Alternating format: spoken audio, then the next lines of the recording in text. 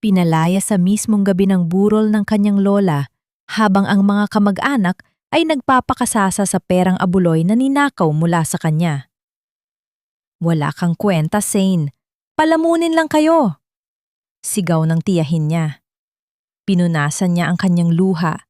Mahigpit na niyakap ang inang may sakit at ang asong si Askalex at sumumpa. Hindi na kami magpapaapak kahit kailan. Ngunit sapat ba ang tapang para labanan ang malupit na tadhana? Natisod siya sa isang malaking bato at nawala ng balanse. Ang tunog ng pagbagsak ng kanyang mga tuhod sa matigas at maputik na semento ay tila nabaon sa kanyang kaisipan. Hindi niya ininda ang hapdi ng sugat. Sa halip, ay mabilis niyang inalalayan ang kanyang ina na tumama rin sa kalsada. Ang bote ng tubig na tanging baon nila ay gumulong papalayo, unti-unting nilamon ng dilim sa gilid ng kalsada. Bumaba ang salamin ng bintana ng sasakyan. Doon, sa gitna ng marangyang liwanag ng dashboard, ay sumilip ang mukha ni Aurelio. Ang kanyang mga mata, na sanay makakita ng mga taong nagmamakaawa para sa pera, ay natigilan ng magtama ang kanilang mga paningin. Inasahan niyang makakakita siya ng isang babaeng hihingi ng tulong, iiyak o sisisihin ang kanyang driver. Ngunit ang nakita niya ay isang pares ng mga mata na nag-aapoy sa paninindigan sa kabila ng basang buhok at mukhang punong-puno ng dumi. Walang salitang lumabas sa bibig ni Zane. Sa halip na lumapit sa sasakyan, pilit niyang itinayo ang kanyang sarili. Ang kanyang mga binti ay nanginginig. Halos bumigay muli, ngunit ang kanyang mga kamay ay nanatiling matatag sa pagbuhat sa kanyang ina. Tila isang sugatang ibon na pilit lumilipad sa gitna ng bagyo, tinalikuran ni Zane ang mamahaling sasakyan. Hindi siya humingi ng limos, hindi siya lumingon. Para sa kanya, ang bawat segundo ng pananatili sa harap ng taong yon ay isang pag-aksaya ng oras na dapat ay ginagamit niya upang iligtas ang buhay ng kanyang ina. Mula sa loob ng sasakyan, naramdaman ni Aurelio ang isang kakaibang kirot sa kanyang dibdib, isang damdaming hindi niya maipaliwanag. Nakita niya kung paano hinawakan ng babae ang kamay ng kanyang ina habang naglalakad palayo at kung paano lumapit ang matandang aso upang dilaan ang sugatang tuhod ng kanyang amo. Ang bawat kilos ng babaeng yon ay nagsasabi ng isang kwento ng sakripisyo na hindi kailanman mauunawaan ng mga taong nabubuhay sa ginto. Nang marating nila ang dulo ng madilim na kalsada, naramdaman ni Zane na bumigat ang timbang ng kanyang ina. Ang mainit na hininga nito sa kanyang leeg ay unti-unting naglaho, pinalitan ng isang nakakalamig na katahimikan. Huminto si Zane sa ilalim ng isang poste ng ilaw na aandap-andap. Dahan-dahan niyang ibinaba ang kanyang ina at doon, sa ilalim ng malamlam na liwanag, nakita niya ang bahid ng dugo na humalo sa tubig ulan sa damit ng kanyang ina. Nang ing-inig ang kanyang mga daliri habang kinakapa ang pulso nito. Ang bawat patak ng ulan na tumatama sa kanyang mukha ay tila naging libu-libong karayom na tumutusok sa kanyang balat. Sa gitna ng katahimikan ng gabi, ang tanging maririnig ay ang mabilis na tibok ng puso ni Zane na tila sasabog sa takot. Napatingin siya sa madilim na kalsadang pinanggalingan nila kung saan ang mga ilaw ng sasakyan ni Aurelio ay unti-unti nang naglalaho. Naitanong niya sa kanyang sarili sa gitna ng paghikbi na hindi na niya mapigilan.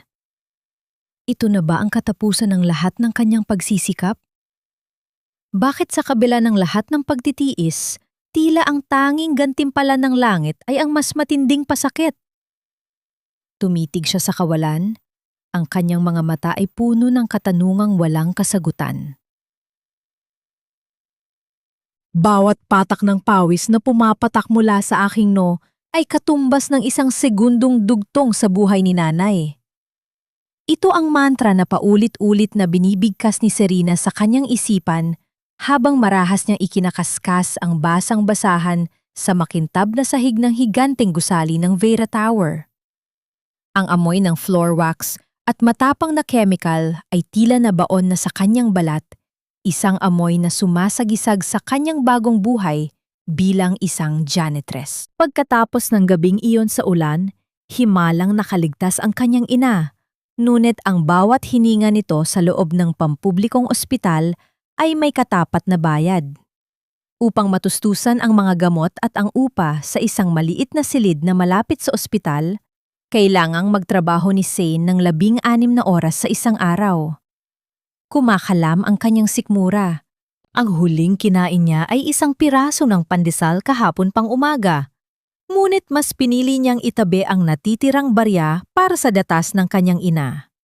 Habang pinupunasan ang gilid ng mga estatwang dekorasyon sa sulyap na bahagi ng gusali, napatingin siya sa sariling mga kamay.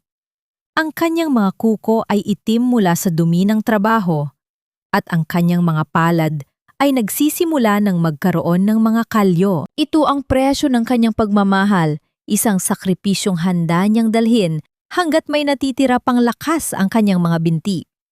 Sa kabilang bahagi ng gusali, sa loob ng isang pribadong elevator, nakatayo si Aurelio. Ang kanyang mukha ay hapo, at ang kanyang mga mata ay tila may mabigat na pasaning hindi kayang buhatin ng kanyang mamahaling suit.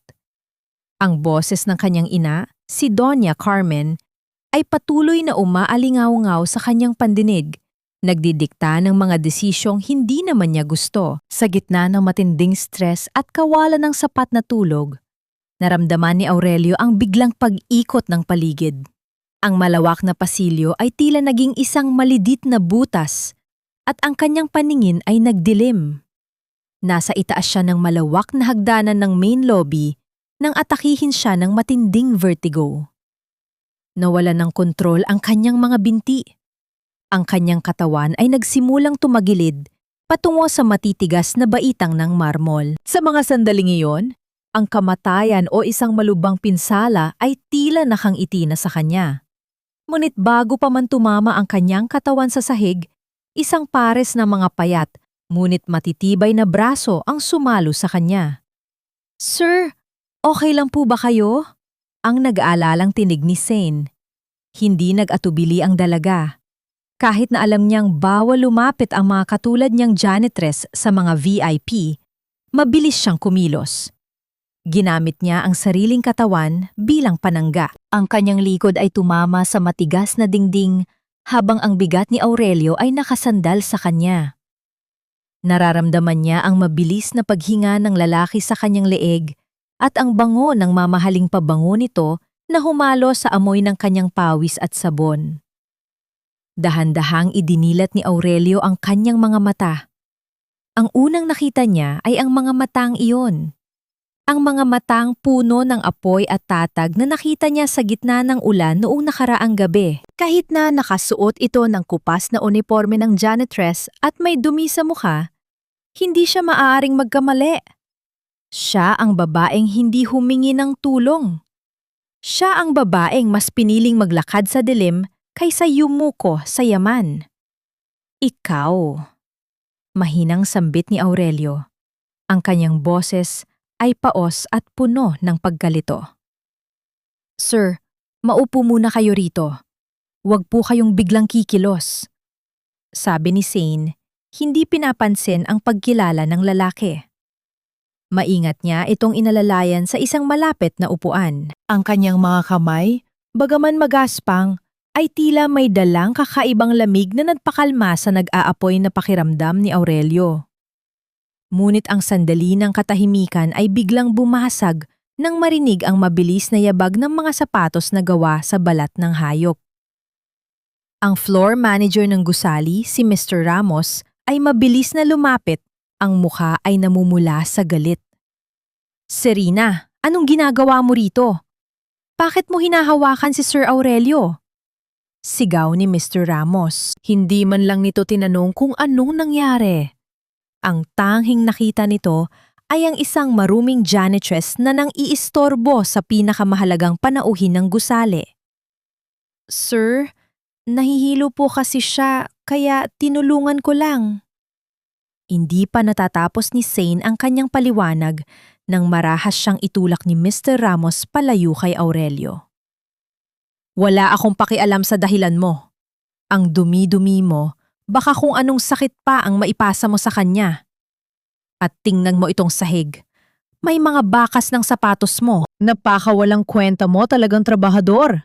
Ang bulyaw ng manager habang kinuha nito ang basahan na hawak ni Zane at itinapon ito sa kanyang mukha.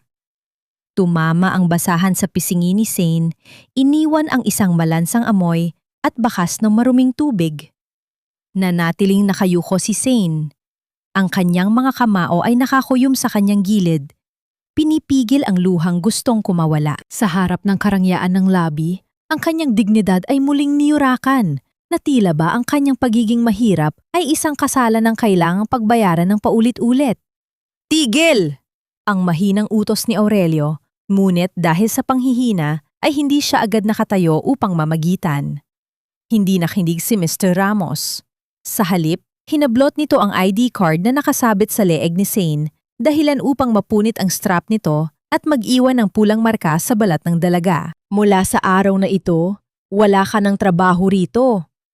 Umalis ka na bago ko patawagin ang security para kalad ka rin ka palabas. Hindi namin kailangan ng mga katulad mong malas sa gusaling ito. Ang mga salitang wala ka ng trabaho ay tila isang hatol ng kamatayan para kay Zane. Ito ang tanging pag-asa niya para sa operasyon ng kanyang ina. Ito ang tanging paraan upang hindi sila muling magpalaboy-laboy sa lansangan. Tiningnan niya ang kanyang ID card na ngayon ay nasa sahig na, inapakan ng sapatos ng kanyang manager. Dahan-dahan niyang tiningnan si Aurelio. Ang lalaking kaliligtas lang niya ay nakatingin din sa kanya, ang mga mata nito ay puno ng hindi maipaliwanag na emosyon. Ngunit bago pa man makapagsalita ang lalaki, tumalikod na si Zane. Nilampasan niya ang lahat ng mapanghusgang mata ng mga taong naroon. Lumbas siya ng gusali. Bit-bit ang kanyang durog na pagkatao sa gitna na naglalakihang mga gusali ng Makati. Naramdaman ni Zane na siya ay isang langgam na handang tapakan ng kahit sino. Paano na ang kanyang ina? Paano na ang mga gamot?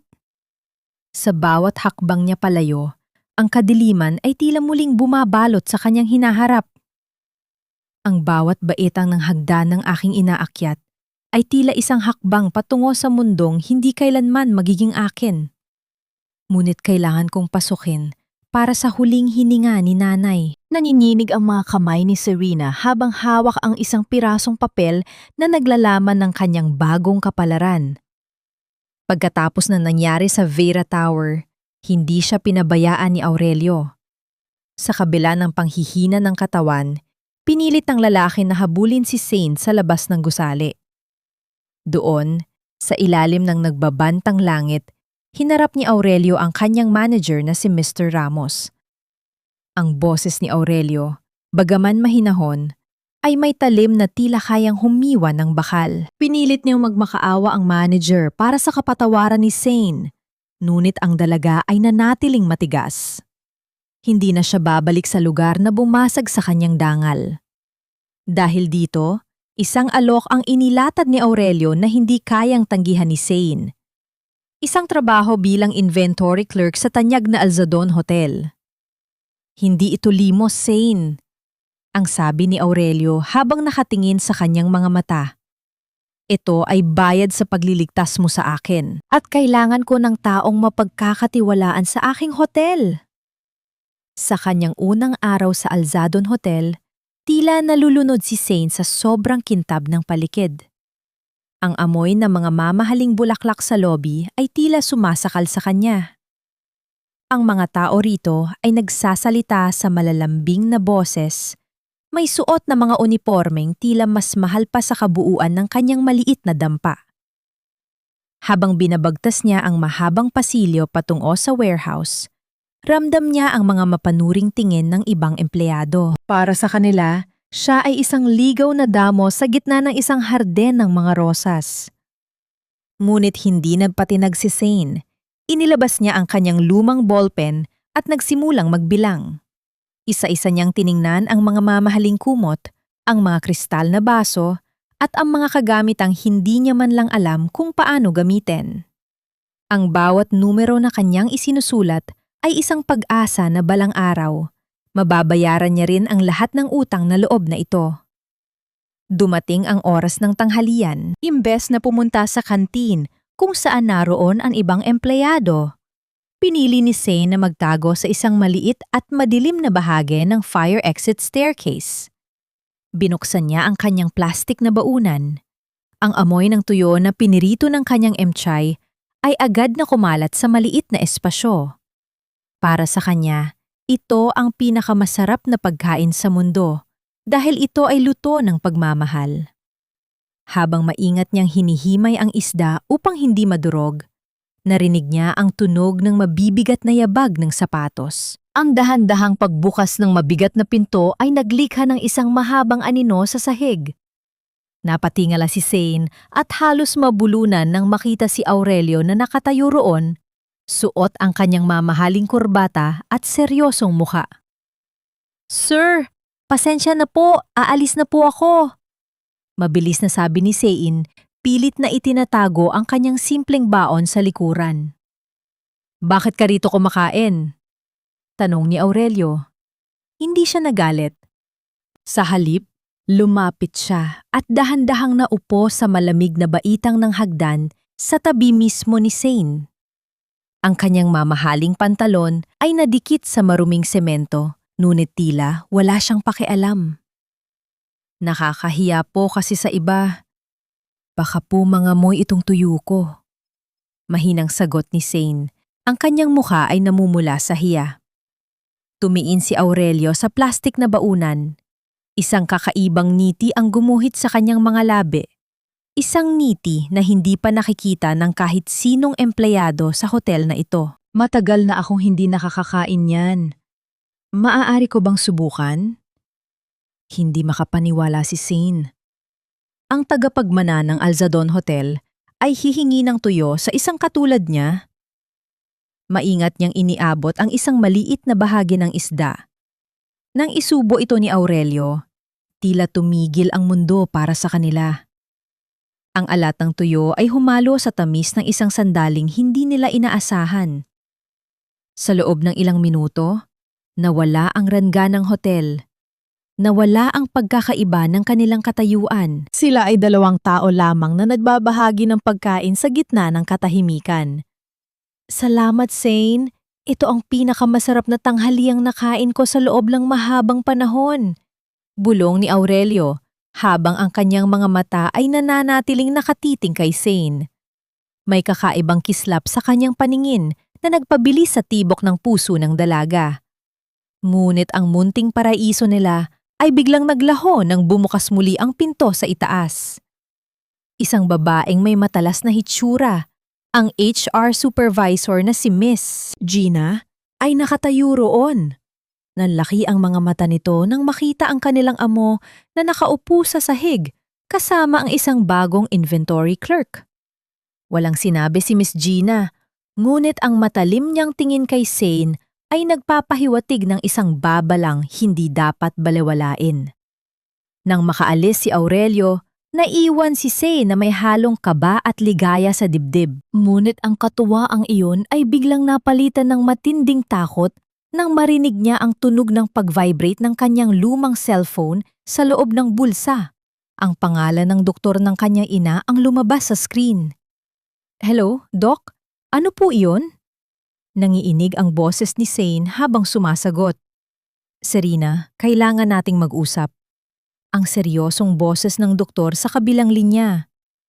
"Lumala ang impeksyon sa buto ng nanay mo. Kung hindi natin siya maoperahan sa loob ng 3 araw, maaaring kumalat ang cortisol sa buong katawan niya. Kailangan nating ihanda ang 500,000 piso para sa deposito at operasyon." 500,000 piso. Ang cellphone ay dahan-dahang nulas sa kamay ni Zane at bumagsak sa semento. Ngunit hindi niya ito naramdaman. Ang bawat sentimo ng kanyang sweldo, kahit ipunin pa niya ng 10 taon, ay hindi sasapat. Ang langit na tila bumubukas na para sa kanya ay biglang muling nagsara. Iniwan siyang muli sa gitna ng isang kawalang pag-asa na mas madilim pa sa gabi. Ang ginto ay kailanman hindi makikihalubilo sa alikabok at ang isang katulad mo ay dapat matutong tumingin sa sahig upang hindi masilaw sa liwanag na hindi para sa iyo.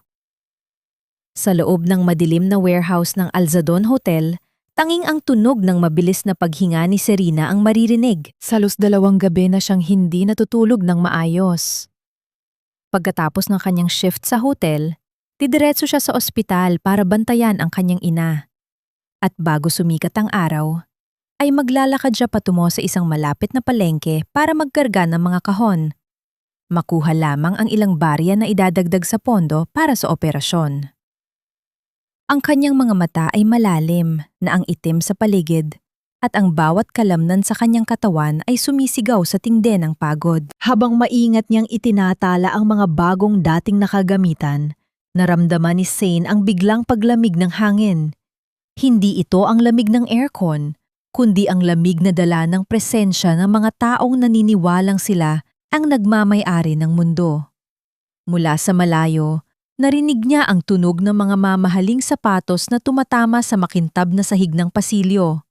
Hindi ito ang mabibigat na yabag ng mga manggagawa, kundi ang ritmo ng mga hakbang na puno ng kapangyarihan at garbo. Sila Doña Carmen at Miren Falchis ay maranging pumasok sa lobby ng hotel. Si Doña Carmen, ang ina ni Aurelio, ay tila isang reyna na naglalakad sa kanyang kaharian. Ang kanyang bawat sulyap sa mga empleyado ay puno ng panghuhusga. Tila ba tinitingnan niya kung sino ang hindi karapat-dapat na huminga sa kanyang paligid.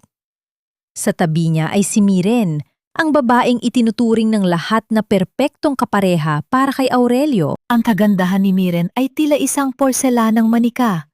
Malamig, makinis, ngunit walang kaluluwa.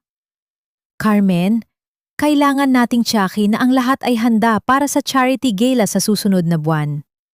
Ang malambing, ngunit mapagmataas na boses ni Miren. Hindi maaring magkaroon ng kahit maliit na mansa sa pangalan ng mga alsadon. Samantala, sa loob ng warehouse, nakatulog si Zane sa ibabaw ng kanyang mesa dahil sa sobrang pagod. Ang kanyang ulo ay nakasandal sa kanyang braso at ang kanyang ballpen ay bahagyang nakabitaw sa kanyang mga daliri. Hindi niya namalayan ang pagpasok ni Aurelio. Dahan-dahang lumapit ang lalaki. Nakita niya ang bawat bakas ng paghihirap sa mukha ni Zane.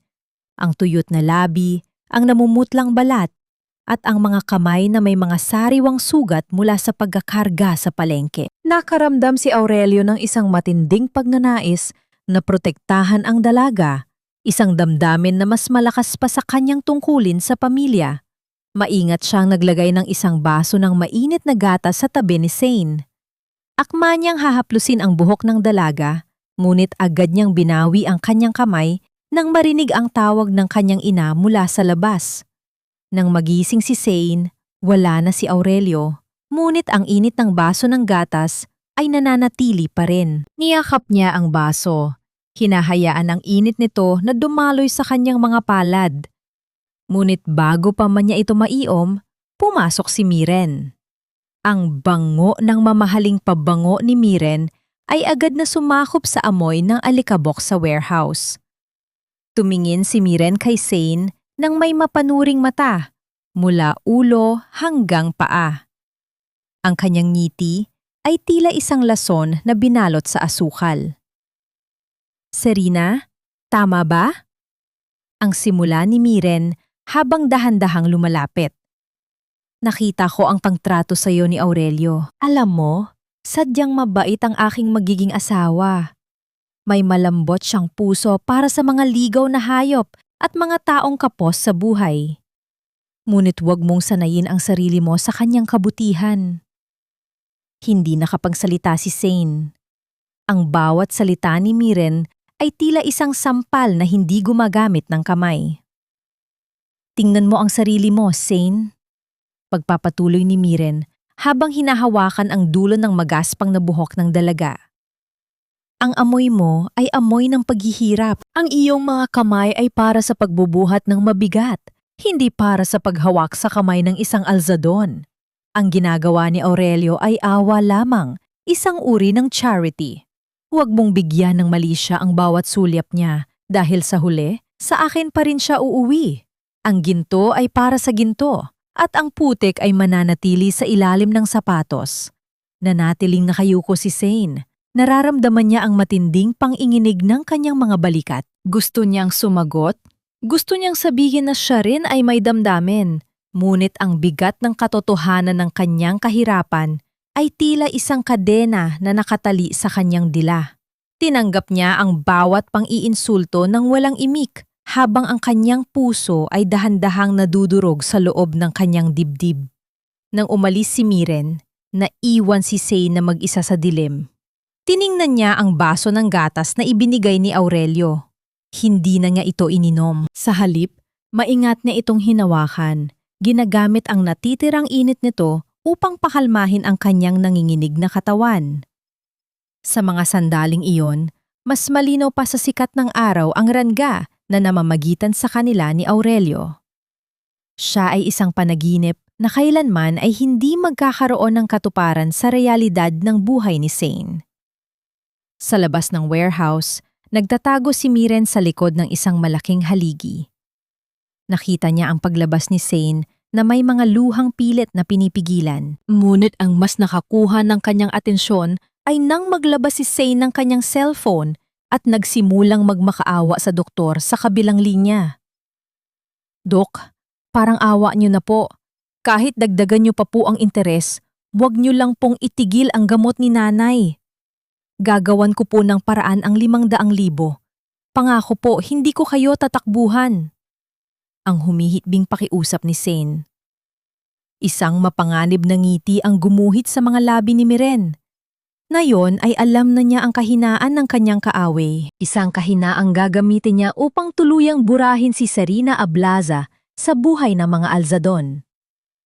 Kapag ang isang tao ay nalulunod sa gitna ng dagat, kahit ang talim ng isang patalim ay kakapitan niya, huwag lamang siyang tuluyang lamunin ng kailaliman.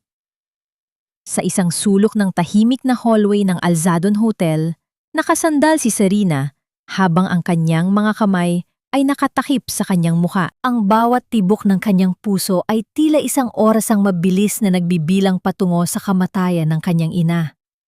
Wala na siyang malapitan. Ang lahat ng kanyang kakilala ay wala ring maibibigay at ang mga bangko ay tinatanggihan ang kanyang aplikasyon dahil sa kawalan ng kolateral. Ang 500,000 piso ay tila isang bundok na kailanman ay hindi niya maaakyat. Sa gitna ng kanyang pagluha, isang malambot at mabangong panyo ang sumulpot sa kanyang harapan. Pag-angat ng kanyang paningin, nakita niya si Miren Falchis. Ngunit hindi na ito ang Miren na mapang-insulto noong nakaraang araw. Ang kanyang mukha ay puno ng huwad na pang-aalala. At ang kanyang mga mata ay tila nagniningning sa awa. "Serena, huwag ka nang umiyak. Narinig ko ang tungkol sa nanay mo." Ang malambing na boses ni Miren. "Hindi ko matitiis na makakita ng isang anak na nahihirapan ng dahil sa pagmamahal sa magulang. Gusto kitang tulungan." Hindi makapaniwala si Sen. "Ma'am Miren, bakit niyo po gagawin ito? Noong nakaraan po ay..." "Pasensya ka na sa mga nasabi ko." Mabilis na putol ni Miren habang dahan-dahang hinahawakan ang balikat ni Zane. "Minsan ay nadadala lang ako ng aking proteksyon para kay Aurelio. Ngunit bilang isang babae, naiintindihan kita. Mayroon akong personal na fund na hindi alam ng mga alzadon. Maaari kitang pahiramin ng 500,000 para sa operasyon ng nanay mo. Falang interes at maaari mo itong bayaran sa abot ng iyong makakaya." Para kay Zane, si Miren ay biglang naging isang anghel na bumaba mula sa langit. Ang desperasyon ay naging bulag sa anumang panganib. Hindi na niya naisip kung bakit biglang nagbago ang ihip ng hangin. Ang tanging nakikita niya ay ang mukha ng kanyang inang nakangiti muli. Inilabas ni Miren ang ilang piraso ng papel mula sa kanyang mamahaling bag. "Kailangan mo lang pirmahan ang mga dokumentong ito. Ito ay pormalidad lamang para sa aking accountant. Nakasulat dito na tinatanggap mo ang tulong mula sa akin." Dahil ang mga dokumento ay nakasulat sa malalalim na salitang Ingles at puno ng mga teknikal na termino ng batas, hindi ito naintindihan ni Zane. Ang kanyang mga mata ay nakatutok lamang sa linyang may nakasulat na 500,000 pesos. Sa gitna ng nanginginig na mga daliri, hinawakan niya ang bolpen. Ang tunog ng dulo ng panulat na humahagod sa papel ay tila bawat hiwa sa kanyang sariling kapalaran. Ngunit wala siyang pakialam. Pinirmahan niya ang lahat ng pahina, naniniwalang ito ang susi sa kaligtasan ng kanyang ina. Salamat po, Ma'am Miren. Hinding-hindi ko po ito makakalimutan. Ang humihikbing pasasalamat ni Zane. Ako rin, Zane. Hinding-hindi ko rin makakalimutan ang araw na ito. Ang makahulugang sagot ni Miren habang mabilis na itinatago ang mga dokumento. Samantala, sa loob ng isang pribadong suite, naglalakad ng pabalik-balik si Doña Carmen. Nang pumasok si Miren, isang malamig na ngiti ang sumalubong sa kanya. Ipinakita ni Miren ang mga papeles na may pirma ni Serena Ablaza. Ngunit ang mga papeles na ito ay hindi tungkol sa utang. Ito ay mga dokumentong nagpapatunay na si Zane ay tumanggap ng pera mula sa kaban ng hotel bilang komisyon sa mga maanomalyang transaksyon sa warehouse. Napakagaling mo talaga, Miren! Ang papuri ni Doña Carmen habang tinitingnan ang pirma ni Zane. Sa isang iglap, hindi lang natin siya mapapaalis, kundi mabubulok pa siya sa kulungan. Wala nang magagawa si Aurelio kapag nakita niya ang mga ebidensyang ito. Sa kabilang bahagi ng hotel, hinahanap ni Aurelio si Zane. May hawak siyang isang tseke na galing sa kanyang sariling ipon. Balak niyang ibigay ito sa dalaga para sa operasyon ng ina nito. Ngunit nang makita niya si Zane sa malayo na masayang nakikipag-usap at nagpapasalamat kay Miren, bigla siyang huminto. Naramdaman niya ang isang kurot ng selos at pagkalito. Bakit kay Miren humiin ng tulong si Zane? Mayroon bang itinatago ang dalaga sa kanya? Ang tiwalang binuo ni Aurelio sa loob ng maikling panahon ay tila nagsimulang magkaroon ng maliliit na lamat. Ang katahimikan ni Zane at ang biglang paglapit nito sa kanyang inaasahang asawa ay nagdulot ng isang ulap ng pagduda sa kanyang isipan. Hindi alam ni Zane na habang siya ay naglalakad patungo sa ospital na may dalang pag-asa, ang mga lobo ay naghahanda na para sa isang malaking tiging. Ang perang pumasok sa kanyang account ay hindi galing sa puso ni Miren, kundi galing sa mga ninakaw na pondo ng hotel na sadyang ipinangalan sa kanya. Ang bawat hakbang ni Zane ay tila paglapit sa isang bangin na hindi niya nakikita. Ang sikat ng araw sa labas ng hotel ay tila unti-unting naglalaho, pinalitan ng isang malamig na anino na handang lumamon sa kanyang buong pagkatao. Magnanakaw ka, Serena! Isang hamak na ahas na pinatuloy sa loob ng aming pamamahay para lamang tuklawin ang kamay na nagpapakain sa iyo. Ang boses ni Doña Carmen ay tila isang malakas na kulog na bumasag sa katahimikan ng malawak na ballroom ng hotel. Sa gitna ng lingguhang pagtitipon ng lahat ng empleyado, nakatayo si Serena sa harapan. Ang kanyang mukha ay puno ng matinding kalituhan. Sa kanyang kanang kamay, mahigpit niyang hawak ang isang maliit na rosaryo. Ang rosaryong hinalika niya kaninang umaga bago pumasok sa operasyon ang kanyang ina. Akala niya ay ito na ang simula ng kanyang pasasalamat.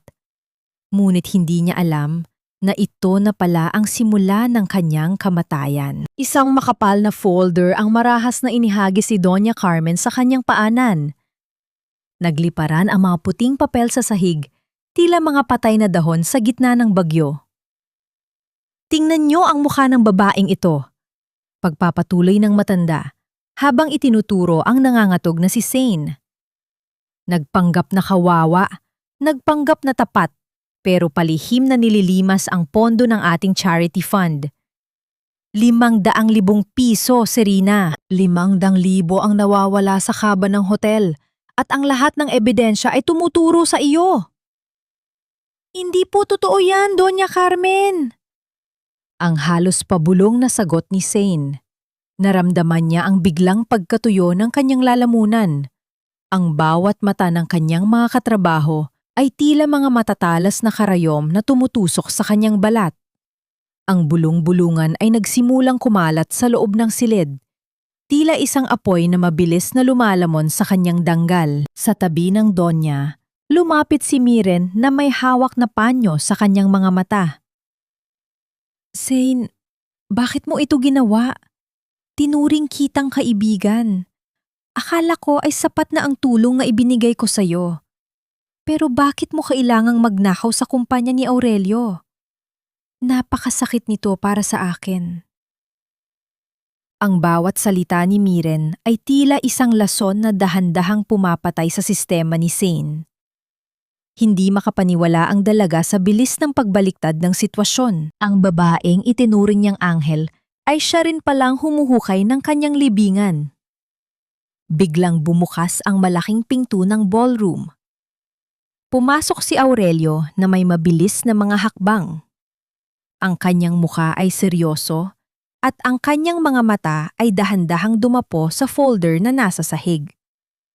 Kinuha niya ang isa sa mga papel, isang bank transfer record na nagpapakita ng eksaktong halaga ng operasyon ng ina ni Zane na pumasok sa account ng dalaga mula sa pondo ng hotel. At doon, sa ilalim ng dokumento, ay ang pirma ni Serena Ablaza. Tumingala si Zane kay Aurelio. Ang kanyang puso ay sumisigaw, nagmamakaawang makakita ng kahit kaunting tiwala sa mga mata ng lalaki. Sir Aurelio, maniwala po kayo sa akin. Alam niyo pong hindi ko magagawa ito, ang bulong ng kanyang isipan. Ngunit nanatiling tahimik si Aurelio. Tumingin siya sa nanginginig na mga kamay ni Zane, pagkatapos ay sa bank record. Naramdaman ni Zane ang biglang paglamig ng kanyang buong katawan. Ang kanyang mga tuhod ay tila naging jelly at ang bawat ingay sa paligid ay naging isang malabong ugong sa kanyang pandinig. Ang kanyang paningin ay nagsimulang lumabo dahil sa mga luhang pilit niyang pinipigilan. Lumapit si Aurelio kay Zane. Hindi siya sumisigaw tulad ng kanyang ina, ngunit ang kanyang boses ay puno ng isang uri ng lungkot na mas masakit pa sa anumang bulyaw. Serena, kailangan mo ba talaga ng pera ng ganoon kadesperado? Mahina niyang tanong. Ang kanyang boses ay tila isang malamig na hangin na dumaan sa puso ni Zane. Kung ginawa mo ito para sa nanay mo, kung ninakaw mo ang pera dahil sa takot na mawala siya, sabihin mo lang sa akin ang totoo. Babayaran ko ang hotel. Aayusin ko ang lahat ng ito. Huwag ka lang magsinungaling sa harap ko. Ang mga salitang iyon, ang kung ninakaw mo, ay ang huling saksak na tumapos sa buhay ni Zane. Naramdaman niya ang biglang paghinto ng kanyang mundo. Hindi siya pinaglaban ng lalaking minahal niya. Sa halip, ang alok na babayaran ko ang hotel ay isang malinaw na mensahe. Naniniwala si Aurelio na isa siyang magnanakaw na kinahabagan lamang niya. Ang rosaryo sa kanyang kamay ay nalaglag sa sahig nang hindi niya namamalayan. Naramdaman ni Zane ang isang matinding pait sa kanyang dila. Ang kanyang puso, na dati ay puno ng pag-asa, ay tila naging isang tuyong dahon na madaling durugin. Ang bawat hininga niya ay tila isang pakikibaka laban sa isang invisible na kamay na sumasakal sa kanya. Maniwala po kayo, hindi ko po ninakaw yan. Ang huling lumabas sa bibig ni Zane, ngunit ang kanyang boses ay tila isang anino na lamang sa gitna ng malakas na hiyawan ng Donya na tumatawag na sa mga pulis. Tumingin muli si Zane kay Aurelio, ngunit ang lalaki ay umiwas na ng tingin. Dun, sa gitna ng marangyang ballroom ng Alzadon Hotel, naramdaman ni Serena na siya ang pinakamahirap na tao sa buong mundo. Hindi dahil sa wala siyang pera, kundi dahil sa sandaling iyon, wala nang natira sa kanyang dignidad, kundi ang mga luhang ayaw tumigil sa pag-agos. Sapat na ba ang isang sorry para buuin ang isang pusong winasak ng kawalan ng tiwala? Ang dangal ng isang mahirap ay hindi isang damit na maaaring hubarin at tapakan ng kahit sino.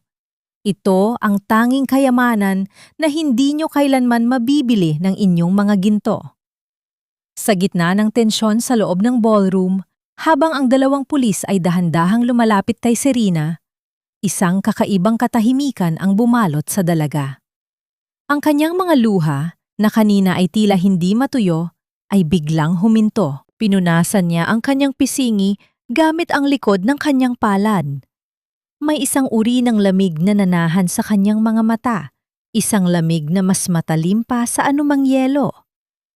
Tumingala siya at sa unang pagkakataon, hindi siya yumuko sa harap ni Doña Carmen. "Hindi ko kailangan ng inyong piyansa, Sir Aurelio." Ang boses ni Zane ay buo at matatag, sapat na upang marinig ng lahat ng naroon.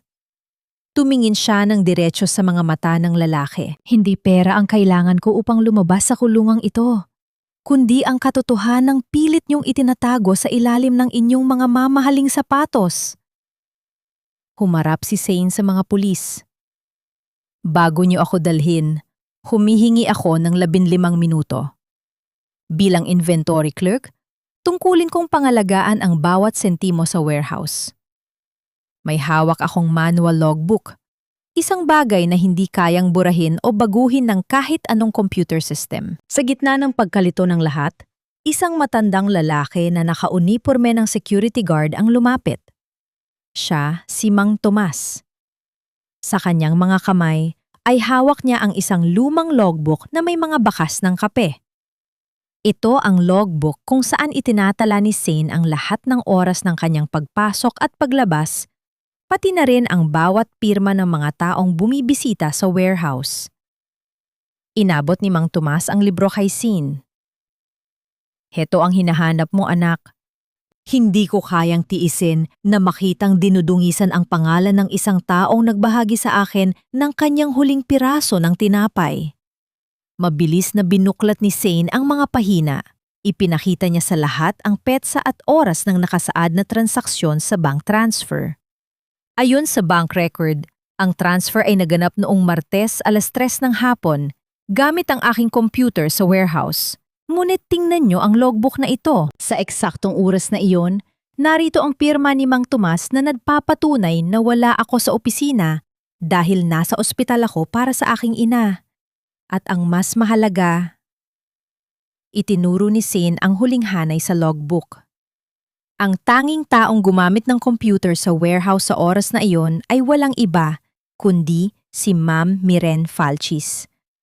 Narito ang kanyang pirma para sa pagkuha ng susi ng warehouse, sa ilalim ng utos ni Doña Carmen. Ang bawat salita ni Zane ay tila isang malakas na sampal na tumama sa mukha ni Miren.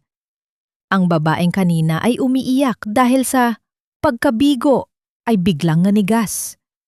Ang kanyang mga labi ay nanginig at ang kanyang paningin ay nagpagalagala sa paligid, naghahanap ng matatakasan. Hindi akalain ni Miren na ang isang hamak na janitress ay magiging ganito katalas pagdating sa dokumentasyon. "Hindi yan totoo! Sinungaling ang guard na yan! Binayaran mo siya!" Ang sigaw ni Miren. Ngunit ang kanyang boses ay puno na ng takot at pag-aalinlangan. Hindi na sumagot si Zane. Sa halip, lumapit siya sa gitna ng silid. Ipinakita niya ang isang maliit na USB drive na ibinigay din ni Mang Tomas. Narito rin ang footage mula sa nakatagong kamera sa kanto ng warehouse na hindi nyo alam na gumagana. Malinaw na makikita rito kung sino ang pumasok at kung sino ang gumamit ng system. Napuno ng malakas na bulungan ang ballroom. Ang mukha ni Doña Carmen ay naging kasing puti ng pader, habang si Aurelio ay tila isang rebulto na dahan-dahang nagigiba sa kinatatayuan. Ang katotohanan ay tila isang malakas na alon na tumangay sa lahat ng kanilang kasinungalingan. Humarap si Zane kay Aurelio. May isang mapait na ngiti sa kanyang mga labi. Dahan-dahan niyang kinalas ang pagkakabutones ng kanyang uniform vest. Inalis niya ang kanyang ID card mula sa kanyang leeg at inilapag ito sa ibabaw ng marangyang lamesa. Kasunod nito ay ang kanyang ballpen at ang maliit na itim na ponytail na madalas niyang gamitin sa kanyang buhok. ang bagay na minsang pinuri ni Aurelio noong sila ay masaya pa sa hagdanan. Serena, pasensya na, hindi ko alam, ang pautal-utal na sabi ni Aurelio. Susubukan niyang hawakan ang kamay ni Zane, ngunit mabilis na umiwas ang dalaga. Yon ang masakit, Sir Aurelio, bulong ni Zane. Ang kanyang boses ay puno ng pait. Hindi mo kailangang malaman ang lahat bago mo piliing maniwala sa akin. Ang tiwala ay hindi ibinibigay dahil may ebidensya. Ibinibigay ito dahil kilala mo ang puso ng isang tao. At sa huli, pinatunayan mo lang na para sa iyo, isa lamang akong mahirap na babaeng madaling mabulag ng pera. Tumingin si Zane sa kanyang mga kamay. Ang perang ginamit sa operasyon ng nanay ko ay galing sa pagbebenta ko ng natitirang piraso ng lupa ni Lola sa probinsya. Hindi ko kailangan ang nakaw na yaman niyo. Hindi ko kailangan ang iyong awa. Muli niyang tiningnan si Aurelio sa mga mata. Salamat sa trabaho, sir. Ngunit ang dangal ko ay hindi kasama sa kontratang pinirmahan ko. Hahanapin ko ang aking kapayapaan sa lugar kung saan ang puso ay mas mahalaga kaysa sa apelido. Tumalikod si Zane. Sa bawat hakbang niya palayo sa ballroom, ramdam niya ang bigat ng bawat sandaling ginugol niya sa hotel na iyon. Ngunit ramdam din niya ang isang uri ng kalayaan na matagal na niyang hinahanap. Hindi niya nilingon ang mga tawag ni Aurelio. Hindi niya tiningnan ang galit na mukha ni Doña Carmen. Paglabas niya ng hotel, ang malamig na hangin ng gabi ay sumalubong sa kanyang mukha. Wala na siyang trabaho. Wala na siyang pera.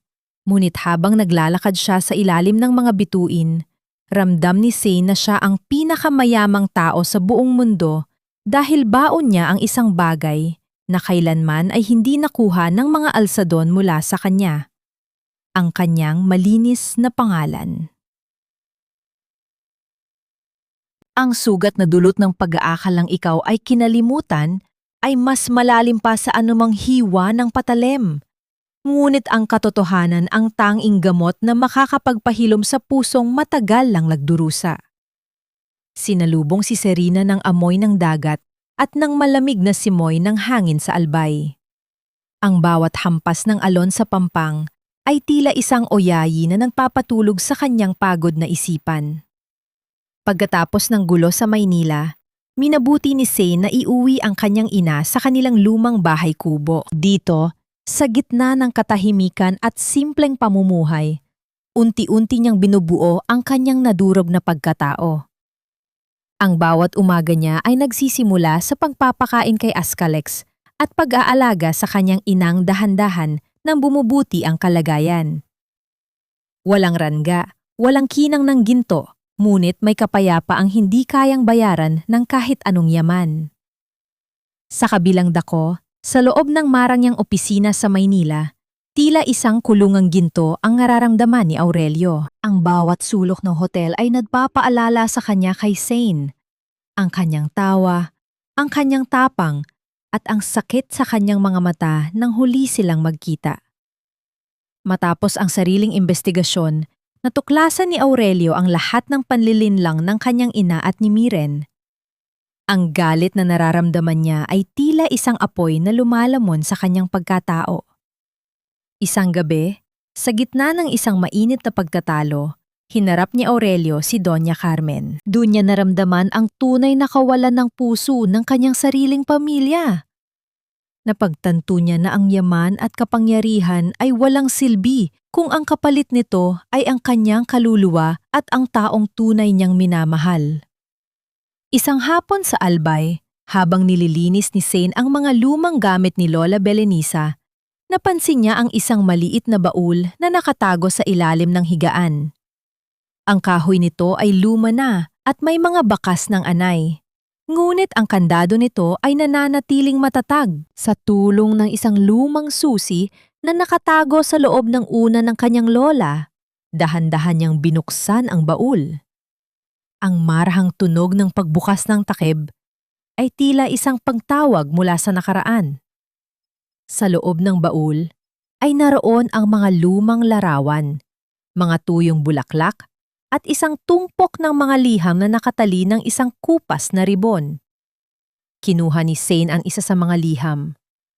Ang sulat kamay ay maganda at puno ng karakter. Habang binabasa niya ang bawat salita, tila naririnig niya ang isang boses na matagal na niyang hinahanap. Ang mga liham ay galing sa kanyang ama. Natuklasan ni Zane ang katotohanang matagal nang itinago sa kanya.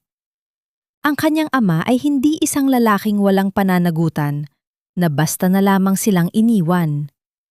Sa halip, isa itong mahirap na musikero na nagpakapagod sa malayo upang makaipon ng sapat na pera para sa kanilang kinabukasan. Ang bawat liham ay puno ng pananabik, ng mga plano para sa kanyang kaarawan at ng pangakong babalik siya upang buuin ang kanilang pamilya. Ang huling liham ay may kasamang lumang piraso ng dayaryo. Nakasulat doon ang tungkol sa isang aksidente sa dagat kung saan isang kanyang ama sa mga nasawi habang papauwi sa Albay. Niyakap ni Zane ang mga liham sa kanyang dibdib. Ang bawat hikbi na lumalabas sa kanyang labi ay puno ng halo-halong emosyon. Pait pang ungulila, ngunit higit sa lahat, isang malalim na kaluwagan. Sa loob ng maraming taon, dala-dala niya ang bigat ng pag-aakalang siya ay hindi minahal, na siya ay isang pagkahamali lamang sa buhay ng kanyang ama. Ngunit na yon, sa bawat salitang nakasulat sa papel, naramdaman niya ang init ng pagmamahal ng isang amang hindi man lang niya nakasama. Ang sugat ng kanyang pagkatao ay nagsimulang maghilom. Hindi na siya ang batang itinaboy. Siya ay ang anak na kailanman ay hindi kinalimutan. Lumabas si Zane ng kanilang kubo at tumingin sa malawak na dagat. Ang kulay ng langit ay dahan-dahang nagbabago mula sa asul patungo sa malalim na kahel. Sa gitna ng katahimikan, naramdaman niya ang isang kakaibang pakiramdam ng pagiging buo. Mayroon siyang pangalan, mayroon siyang kwento, at mayroon siyang dangal na hindi kayang sirain ng kahit sino. Ngunit ang katahimikan ng hapon ay biglang bumasag nang marinig niya ang tunog ng isang sasakyang huminto sa tapat ng kanilang kalsada. Ang malakas na tunog ng pagsara ng pinto ng kotse ay umaling-aung-aw sa paligid. Mula sa kanyang kinatatayuan, nakita ni Zane ang isang pamilyar na anino na dahan-dahang naglalakad patungo sa kanya. Ang kanyang puso ay muling tumibok ng mabilis, isang pakiramdam na akala niya ay kinalimutan na niya. Sino ang taong darating sa kanyang pintuan sa oras na ito ng kanyang buhay? Ang pag-asang kakasimula pa lamang sumibol ay tila muling haharap sa isang bagong pagsubok. Ang tunay na pagsisisi ay hindi nasusukat sa tamis ng mga salita, kundi sa pait ng mga bagay na handa mong iwanan para lamang maituwid ang isang maling desisyon. Ang marahang paghinto ng makina ng sasakyan ay sinundan ng tunog ng pagbukas at pagsara ng pinto na tila bumasad sa katahimikan ng hapon sa Albay. Nanatiling nakatayo si Serena sa harap ng kanilang kubo. Ang kanyang mga kamay ay mahigpit na nakahawak sa mga liham ng kanyang ama. Sa malayo, nakita niya si Aurelio. Ngunit hindi na ito ang makisig at kagalang-galang na si Sir Aurelio ng Alzadon Hotel. Ang kanyang suot na polo ay gusot. Ang kanyang buhok ay tila hindi na ayos sa loob ng maraming oras. At ang kanyang mga mata ay malalim, puno ng pagod at pagsisisi.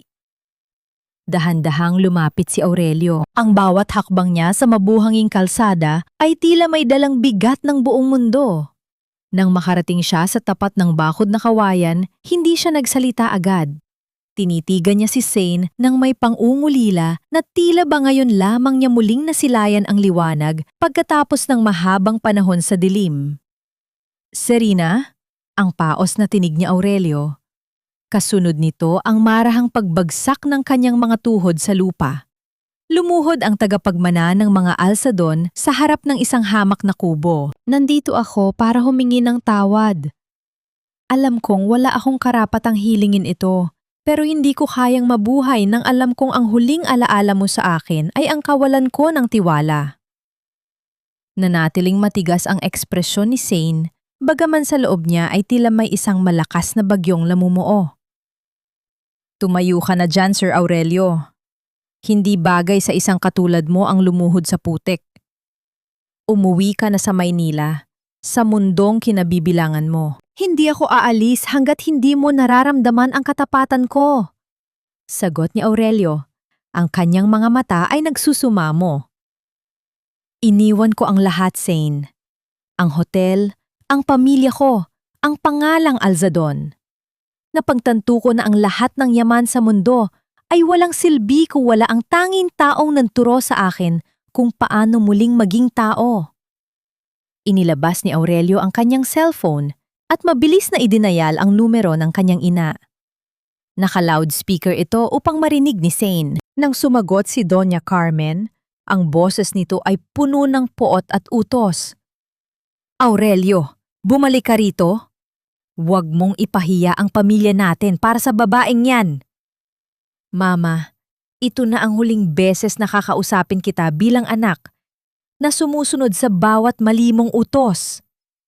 Ang matatag na sagot ni Aurelio. Mula sa araw na ito, binibitawan ko na ang aking posisyon. Isaksak nyo, sabagan nyo ang hotel at ang yaman nyo. Mas pipiliin kong maging mahirap kasama ang isang malinis na puso kaysa maging hari sa loob ng inyong kahariang puno ng kasinungalingan. Pinatay ni Aurelio ang tawag at tumingin muli kay Zane. Wala na akong Alzadon Hotel, Zane. Ang tanging dala ko na lamang ay ang aking sarili at ang aking pagmamahal sa iyo. Handa akong magsimula muli kahit sa gitna ng hirap, basta't bigyan mo lang ako ng pagkakataong patunayan ang sarili ko. Pumasok si Zane sa loob ng kanilang kubo nang hindi sumasagot. Iniwan ang lalaki na nakaluhod sa labas. Sa loob, nakita niya ang kanyang inang nakaupo sa kawayang silya, nakikinig sa lahat ng nangyari. Anak! Ang malumanay na boses ng kanyang ina. Ang galit ay parang lason na ikaw ang umiinom, pero umaasang ang iba ang mamatay. Hindi ko sinasabing patawarin mo siya agad, pero pakinggan mo ang sinisigaw ng iyong puso. Hindi ang sinisigaw ng iyong pride. Nang sumapit ang gabi, hindi umalis si Aurelio. Sa halip, nagtayo siya ng isang maliit na tent sa tapat ng bakod ni Zane. Sa gitna ng kadiliman, tanging ang liwanag ng isang maliit na lampara ang nagbibigay ng anino sa kanyang kinaroroonan. Napatingin si Zane sa bintana. Nakita niya si Aurelio na nakaupo sa labas. Tinitiis ang kagat ng mga lamok at ang lamig ng hangin mula sa dagat. Sa mga sandaling yun, lumapit si Ascalex, ang matandang aso, sa bakod. Dahan-dahang inabot ni Aurelio ang isang piraso ng tinapay na dala niya at ibinigay ito sa aso. Ang marahang pagwagayway ng buntot ni Ascalex ay tila isang hudyat na ang galit ng isang hayop ay mas madaling pawiin kaysa sa galit ng isang pusong nasugatan.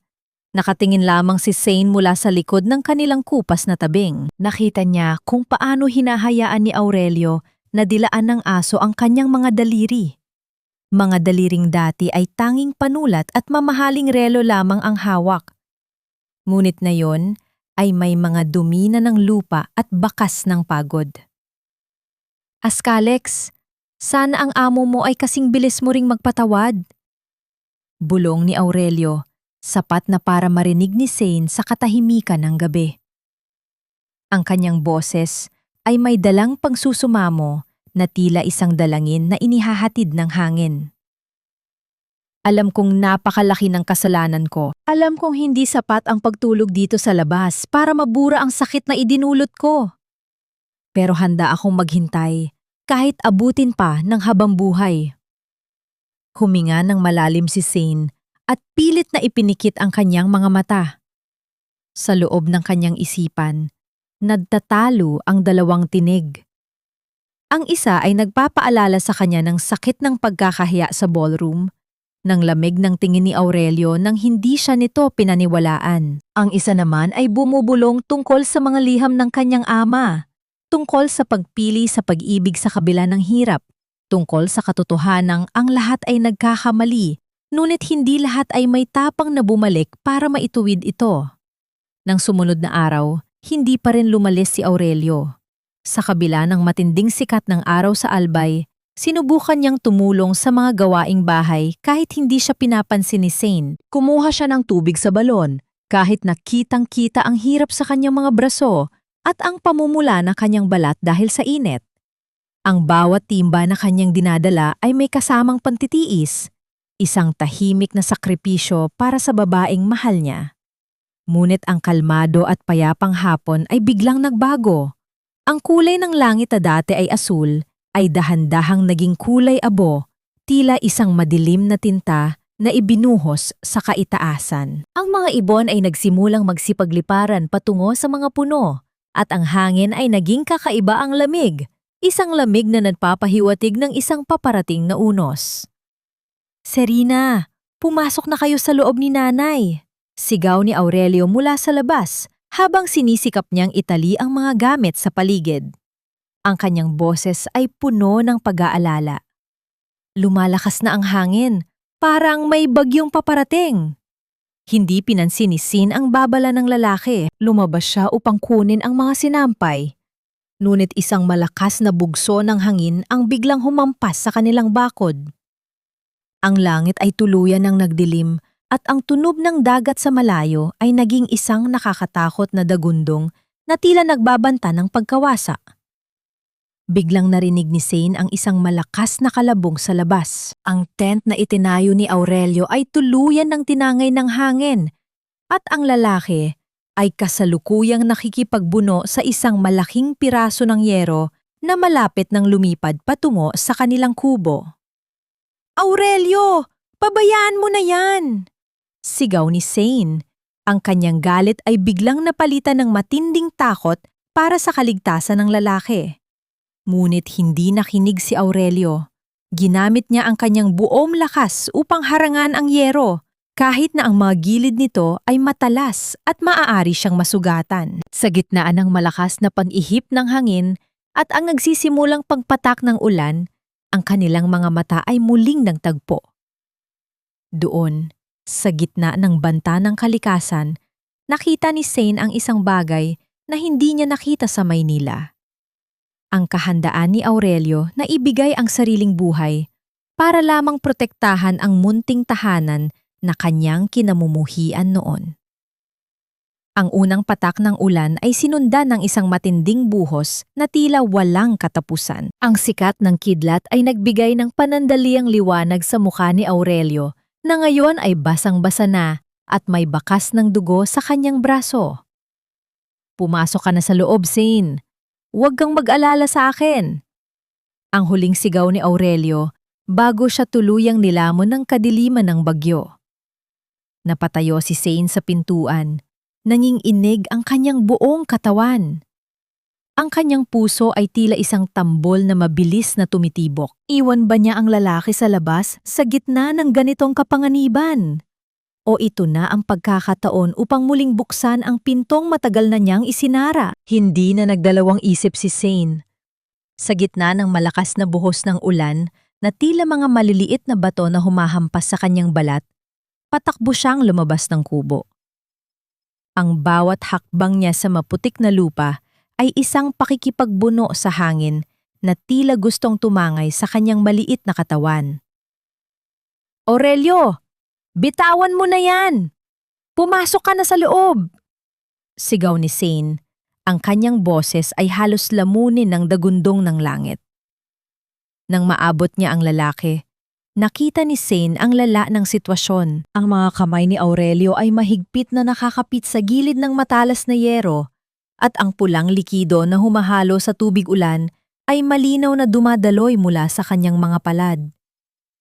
Sa kabila ng hapdi at pagod, hindi binitawan ni Aurelio ang kanyang pagkakahawak hanggat hindi niya nasisigurong hindi na ito lilipad patungo sa bintana kung saan natutulog ang ina ni Zane. "Zane, bumalik ka sa loob! Delikado rito!"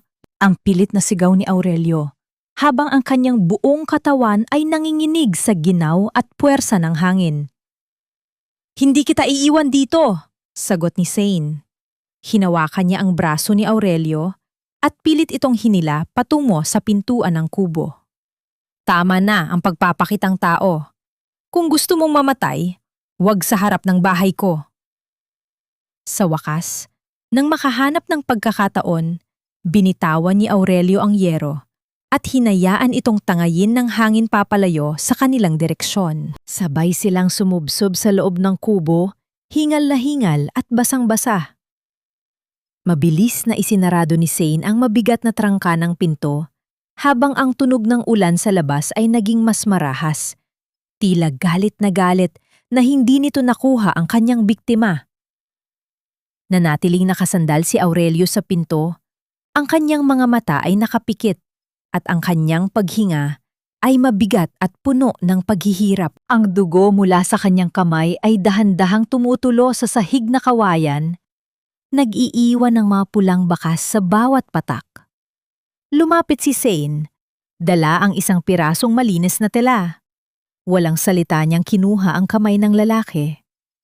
Sa ilalim ng malamlam na liwanag ng gasera, nakita niya ang lalim ng hiwa sa palad ni Aurelio. Ito ang kamay na sanay sa pagpirma ng mga kontratang nagkakahalaga ng milyon-milyon. Ngunit ngayon ay duguan dahil sa pagliligtas sa isang simpleng bahay kubo. Bakit mo ba ito ginagawa? Tanong ni Zane. Ang kanyang boses ay nanginginig hindi dahil sa lamig, kundi dahil sa emosyong pilit niyang itinago sa loob ng mahabang panahon. Dahan-dahang idinilat ni Aurelio ang kanyang mga mata. Sa kabila ng sakit, isang mahinang ngiti ang gumuhit sa kanyang mga labi. Dahil ito lang ang paraan para mapatunayan ko sa'yo na mas mahalaga ang kaligtasan mo kaysa sa kahit anong rangga na iniwan ko sa Maynila. Zane, kahit mawala ang lahat sa akin, huwag lang ang pagkakataong makita kang muli. Isang malakas na sulyap ng kidlat ang nagbigay ng panandaliang liwanag sa loob ng kubo, sinundan ng isang nakakabining dagundong ng kulog na tila nagpayanig sa buong pundasyon ng kanilang kinalalagyan. Sa gitna ng nagangalit na bagyo, ang tanging maririnig ay ang mabilis na tibok ng kanilang mga puso na tila nag-uusap sa gitna ng katahimikan. Napatingin si Zane sa labas ng bintana kung saan ang kadiliman ay tila walang katapusan. Ang bagyo ay nagsisimula pa lamang at ang gabing ito ay magiging isang mahabang pagsubok para sa kanilang dalawa. Ngunit sa gitna ng takot, naramdaman ni Zane ang init ng kamay ni Aurelio na dahan-dahang humawak sa kanyang daliri. Ito na ba ang simula ng kanilang muling pag-uunawaan?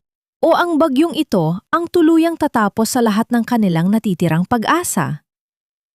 Ang tunog ng malalakas na hampas ng hangin sa dingding ay tila isang babala na ang pinakamalaking unos ay hindi sa labas nagaganap, kundi sa loob ng pusong pilit na lumalaban sa tawag ng pag-ibig at kapatawaran. Hindi mo alam kung gaano kasakit ang makita kang nagdurusa habang ako ay nakaupo sa aking trono. Bulag sa katotohanang ikaw ang tanging kayamanan na mayroon ako. Ang boses ni Aurelio ay tila isang marahang bulong na humahalo sa ingay ng hangin sa labas. Sa loob ng maliit na kubo, tanging ang aandap-andap na liwanag ng isang pirasong kandila ang nagbibigay ng buhay sa madilim na silid. Ang bawat sulyap ng kidlat sa labas ay nag-iiwan ng panandaliang liwanag sa mukha ni Aurelio na ngayon ay nakasandal sa dingding, maputla at nanginginig sa matinding ginaw. Dahan-dahang kinuha ni Serena ang isang palanggana ng maligamgam na tubig. Wala siyang imik habang binabasa ang isang malinis na tela. Ang kanyang mga kamay, bagaman pagod, ay naging napakaingat sa bawat pagdampi nito sa sugatang palad ni Aurelio. Nararamdaman niya ang bawat tibok ng pulso ng lalaki. Isang mabilis na ritmo na tila sumasabay sa kaba sa kanyang sariling dibdib. Sa gitna ng katahimikan, ang tanging maririnig ay ang marahang pagpiga ng tela at ang malalakas na hampas ng ulan sa bubong na yero na tila isang galit na kaaway na gustong pumasok. Bakit ka umiiyak? Mahinang tanong ni Aurelio. Inangat niya ang kanyang kabilang kamay. Naisa ng punasan ang luhang dahan-dahang gumugulong sa pisngi ni Zane. Ngunit natigilan siya sa gitna ng ere. Natakot siyang baka ang kanyang paghawak ay muling magpaalala sa dalaga ng sakit ng nakaraan. Hindi ako umiiyak dahil sa iyo. Pagsisinungaling ni Zane habang pilit na itinatago ang kanyang mukha sa anino. Umiiyak ako dahil sa galit. Galit ako dahil hanggang ngayon, nagagawa mo pa ring guluhin ang isip ko. Bakit mo kailangang magbuwis ng buhay para sa yero ng bahay na ito?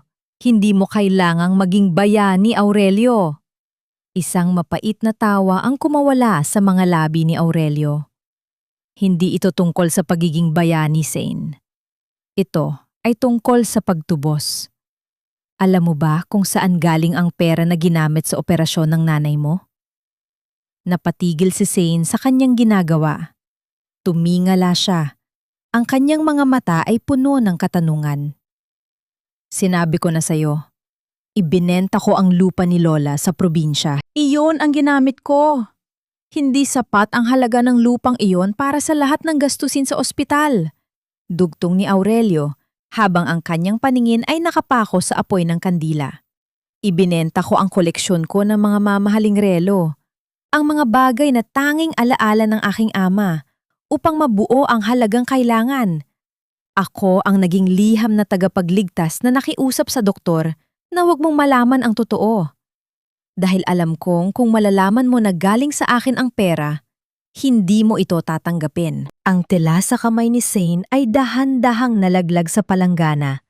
Naglikha ng maliliit na tilamsik ng tubig sa sahig. Ang katotohanan ay tila isang malakas na kulog na muling yumanig sa kanyang mundo. Ang lahat ng galit na kanyang itinatago, ang lahat ng pader na kanyang itinayo laban kay Aurelio, ay tila dahan-dahang gumuho sa isang sandali. Ang lalaking akala niya ay kinalimutan na siya sa gitna ng kahihiyan, ay siya palang lihim na nagdugtong sa buhay ng kanyang ina. Bakit? Bakit hindi mo sinabi? Ang nanginginig na tanong ni Shin. Dahil noong mga sandaling yon, ang mahalaga lang ay mabuhay ang nanay mo. Hindi mahalaga kung kamuhian mo ako habang buhay, basta't alam kong ligtas ka at ang pamilya mo. Sagot ni Aurelio.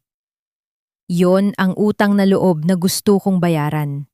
Ang pagkakataong makilala ang isang taong katulad mo na nagturo sa akin na ang tunay na halaga ng tao ay wala sa bank account, kundi sa tibay ng kanyang paninindigan sa gitna ng madilim na silid.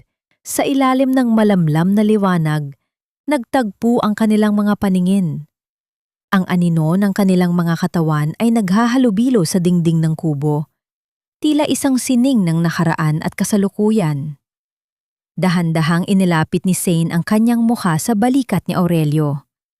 Doon, sa gitna ng bagyo, hinayaan niya ang kanyang sarili na umiyak. Hindi dahil sa pait, kundi dahil sa labis na pagpapakumbaba at pagtanggap. Niyakap ni Aurelio si Zane gamit ang kanyang mga braso na puno ng gasgas at sugat. Ang init ng kanilang mga katawan ay naging panangga laban sa nanunuot na ginaw ng ulan. Sa mga sandaling iyon, ang rangga ng Maynila at ang hirap ng Albay ay tila naglaho. Sila ay dalawang kaluluwa lamang na naghahanap ng kanlungan sa gitna ng malupit na mundo. Ngunit ang katahimikan ng gabi ay biglang naputol nang tumigil ang malakas na buhos ng ulan. Ang tanging maririnig na lamang ay ang marahang pagtulo ng tubig mula sa mga dahon ng puno. Kasabay nito ang tunog ng isang sasakyan na huminto sa labas ng kanilang bakod. Ang malakas na liwanag mula sa mga headlight ng sasakyan ay tumagos sa mga siwang ng kawayang dingding, tila isang mapanghusgang mata na muling naghahanap sa kanila.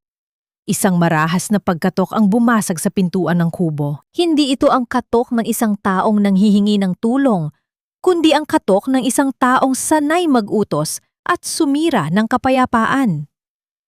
Aurelio! Alam kong nariyan ka sa loob! Lumabas ka at harapin mo ang iyong ina! Ang matinis at galit na boses ni Doña Carmen na umalingaw-ngaw sa buong paligid. Ang takot ay muling gumapang sa puso ni Zane. Tumingin siya kay Aurelio at nakita niya ang muling pagtigas ng anyo ng lalaki. Ang bagyo sa labas ay tila natapos na. Ngunit ang tunay na unos ay kasisimula pa lamang. Ang kapangyarihan ay maaaring makabili ng katahimikan. Ngunit kailanman ay hindi nito kayang pilitin ang isang pusong tumibok para sa maling adikain. Ang sikat ng umaga sa Albay ay dahan-dahang sumilip sa pagitan ng mga ulap, nagbibigay ng gintong liwanag sa lupang basang-basa pa rin ng ulan. Ngunit ang init ng araw ay tila hindi sapat upang tunawin ang malamig na presensya ni Doña Carmen sa loob ng maliit na kubo. Ang kanyang mamahaling sapatos na gawa sa balat ng hayop ay nag-iiwan ng maruruming bakas sa malinis na sahig na kawayan ni Serena. Tumingin ang matanda sa paligid nang may halong pandidire, tila ba ang bawat gamit sa loob ay may dalang mikrobyo ng kahirapan. Narito ka lang pala, Aurelio. Ang boses ni Doña Carmen ay matalas, bumasag sa katahimikan ng silid. Tingnan mo ang sarili mo. Sugatan, madumi, at nagtatago sa isang barong-barong na tila isang kriminal. Hindi ito ang buhay na inilaan ko para sa iyo. Tumayo si Aurelio sa harap ni Zane. Ang kanyang mga balikat ay matatag kahit na nanginginig pa rin siya sa lagnat. Mama, umalis na kayo. Wala na kayong kailangang bawiin dito. Ang buhay na sinasabi nyo ay isang gintong hawla na ayaw ko nang balikan. Hindi pinansin ng Donya ang kanyang anak. Sa halip, ibinaling niya ang kanyang matatalim na mata kay Serena. Mula sa kanyang mamahaling bag, naglabas siya ng isang pirasong papel. Isang tseke na may pirma, ngunit walang nakasulat na halaga. Inilapag niya ito sa ibabaw ng maliit na lamesang kawayan sa tabi ng tasa ng tsaa na kasi-served lang ni Zane. Serena, alam kong pera ang kailangan mo. Ang mapanuyang sabi ni Doña Carmen. Isulat mo ang anumang halagang gusto mo. 1,000,000? 5,000,000? Kunin mo ang pera at lumayo ka sa anak ko. Huwag mo siyang hilahin pababa sa putik na kinalalagyan mo. Nanatiling tahimik si Serena. Tinitigan niya ang puting papel sa lamesa. Sa isang sandali, pumasok sa kanyang isipan ang lahat ng hirap na pinagdaanan niya. Ang pagkalam ng sikmura, ang mga gamot ng kanyang ina, at ang mga pang-iinsulto sa Maynila. Ngunit habang tinitingnan niya ang tseke, dahan-dahang gumuhit ang isang mapait na ngiti sa kanyang mga labi. Dahan-dahan niyang itinulak ang tseke pabalik sa direksyon ng matanda. Ang anak niyo ay hindi presyong nabibili, senyora, at ang pagmamahal ko ay hindi isang kalakal na maaari niyong tawaran sa palengke. Ang halaga ng pagkatao ni Aurelio ay hindi kayang isulat sa kapirasong papel na yan. Napakalakas ng loob mo! Sigaw ni Doña Carmen. Ang kanyang mukha ay namumula na sa galit. Anong maibibigay mo sa kanya? Isang buhay na puno ng gutom at hirap? Isasama mo siyang mabulok sa lugar na ito? Maibibigay ko sa kanya ang isang bagay na hindi niyo kailanman naibigay. Sagot ni Zane. Ang kanyang boses ay malumanay ngunit puno ng otoridad. Ang kalayaan na maging isang tunay na tao, ang kalayaan na magmahal ng walang kapalit. Sa piling ko, si Aurelio ay hindi isang tagapagmana o isang kuko na nagpapaandar ng inyong kumpanya. Siya ay si Aurelio, ang lalaking may mabuting puso na itinago nyo sa ilalim ng inyong mga ambisyon. Hinawakan ni Aurelio ang kamay ni Zane sa harap ng kanyang ina. Ang kanilang mga daliri ay nagtagpo. Isang matibay na pagkakaisa na tila hindi kayang buwagin ng anumang unos. Mama, narinig niyo siya. Mas pipiliin kong kumain ng tuyo kasama ang taong nagmamahal sa akin kaysa sa mga hiningang puro kasinungalingan sa Maynila. Huwag niyo nang subukang suhulan ang aming kaligayahan. Napakapit si Doña Carmen sa kanyang bag. Ang kanyang mga kamay ay nanginginig sa matinding pagkatalo. Sa unang pagkakataon sa kanyang buhay, naramdaman niya ang kawalan ng kapangyarihan ng kanyang salapi. Tinalikuran siya ng tanging taong mahalaga sa kanya. Ang katahimikan sa loob ng kubo ay tila naging isang malakas na hiyaw na nagpapaalala sa kanyang pag-iisa. Bago tumalikod ang matanda upang lumabas, dahan-dahang kinuha ni Zane ang tasa ng mainit na tsaa na kanina pa nakahanda. Inabot niya ito kay Doña Carmen ng may respeto. Uminom muna kayo, senyora.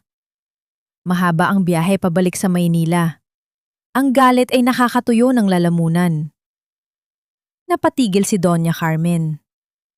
Tiningnan niya ang tasa, pagkatapos ay ang mukha ni Zane. Nakita niya ang isang uri ng kabutihan at kapatawaran na hindi niya kailanman inasahan mula sa taong paulit-ulit niyang sinira. Hindi niya tinanggap ang tsaa. Ngunit, sa unang pagkakataon, ibinaba niya ang kanyang paningin. Lumabas siya ng kubo ng walang imik. Ang kanyang bawat hakbang ay tila may dalang bigat na isang pagsisising, hindi niya kayang aminin. Nang marinig ang tunog ng sasakyan na unti-unting lumalayo, naramdaman ni Zane at Aurelio ang isang matinding kaluwagan. Ang bagyo ay tuluyan ng lumipas, hindi lamang sa labas, kundi pati na rin sa kanilang mga buhay. Salamat, Zane, bulong ni Aurelio habang yakap ang dalaga sa gitna ng silid. Salamat sa hindi pagsuko sa akin. Hindi ako sumuko, Aurelio. Sagot ni Zane habang nakasandal sa dibdib ng lalaki. Dahil ang tunay na pag-ibig ay hindi sumusuko. Ito ay nananatili, naghihintay na ang lahat ng alikabok ay mahugasan ng ulan upang makita ang tunay na ginto sa puso ng bawat isa. Sa labas, ang dagat ng Albay ay naging kalmado. Ang bawat alon na humahampas sa pampang ay tila isang bagong simula, isang bagong kwento na isusulat nila ng magkasama, malayo sa kinang ng Maynila, ngunit puno ng ningning ng katotohanan. Ang tunay na rangga ng buhay ay hindi nasusukat sa bigat ng gintong iyong hawak, kundi sa haan ng pusong natutong magpatawad at muling magmahal sa gitna ng mga sugat ng nakaraan. 6 na buwan ang mabilis na lumipas mula nang tumigil ang huling unos sa buhay ni Serena. Ang sikat ng hapon sa Albay ay nagbibigay ng isang napakagandang kulay kahel sa langit, habang ang marahang paghampas ng alon sa pampang ay tila isang musikang nagpapatahimik sa buong paligid. Sa tapat ng kanilang lumang bahay kubo, na ngayon ay maayos na at matatag, isang bagong gusaling gawa sa kahoy at semento ang nakatayo. Sa itaas ng pintuan nito, nakaukit ang mga salitang Belenisa Foundation. Hindi ito isang marangyang hotel. Ito ay isang sentro para sa mga manggagawang katulad ni Zane noon. Mga taong may pangarap, ngunit walang pagkakataon. Dito, ang mga dating janitress, waiter, at mga mahihirap na kabataan ay tinuturuang magkaroon ng kasanayan upang makahanap ng disenteng trabaho. Ang pondong ginamit dito ay hindi galing sa ninakaw na yaman, kundi mula sa huling natitirang ari-ariya ni Aurelio na ibinenta niya upang magsimula ng isang buhay na may kabuluhan. Nakasuot si Zane ng isang simpleng puting bestida. Ang kanyang buhok ay malayang hinahampas ng hangin. Hawak niya ang isang baso ng sariwang buko habang pinapanood ang kanyang ina na ngayon ay nakakalakad na ng maayos kahit may kaunting tulong ng tungkod. Ang kanyang emtray ay masayang nakikipagkwentuhan sa mga kapitbahay. Ang mga mata nito ay wala na ang bakas ng sakit at hirap.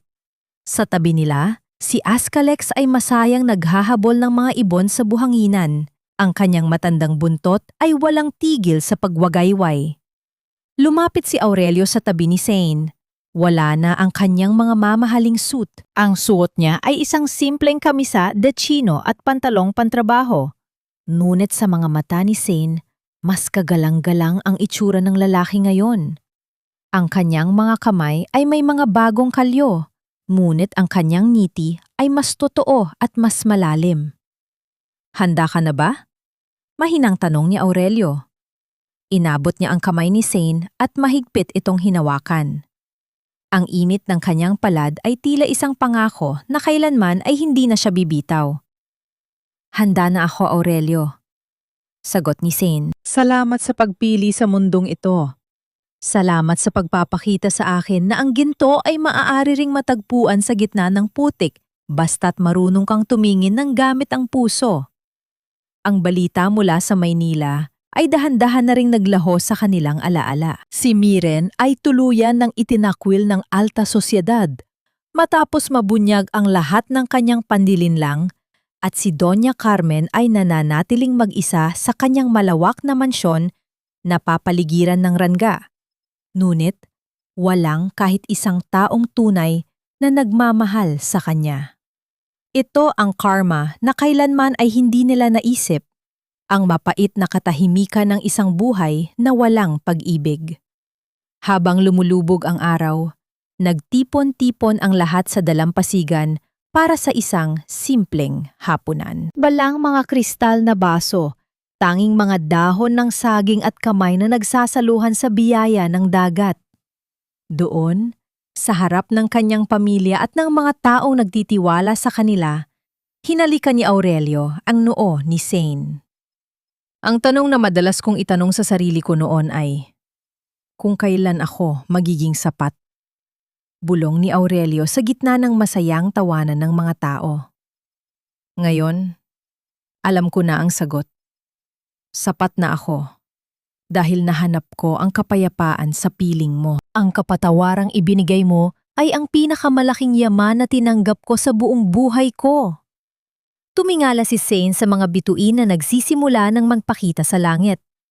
Naisip niya ang kanyang ama, ang kanyang lola Belenisa, at ang lahat ng luhang kanyang ibinuhos. Ang lahat ng iyon ay bahagi ng isang mahabang paglalakbay patungo sa sandaling ito.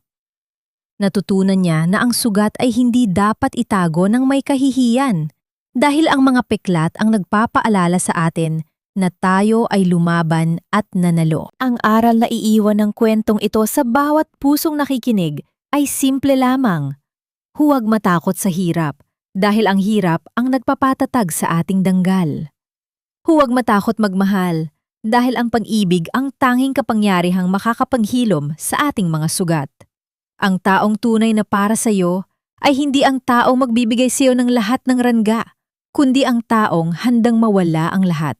Huwag ka lamang mawala sa kanyang piling. Ang tunog ng mga tawanan at ang marahang paghampas ng alon ay nagpatuloy hanggang sa kalaliman ng gabi. Ang Belenisa Foundation ay nanatiling nakatayo, isang simbolo ng pag-asa at ng isang pag-ibig na hindi sumuko sa gitna ng mga bagyo ng tadhana. Sa wakas, ang puso ni Serena at Aurelio ay nakahanap na ng kanilang tunay na tahanan. Hindi sa loob ng isang palasyo, kundi sa gitna ng pagmamahalan, katotohanan at walang hanggang kapayapaan.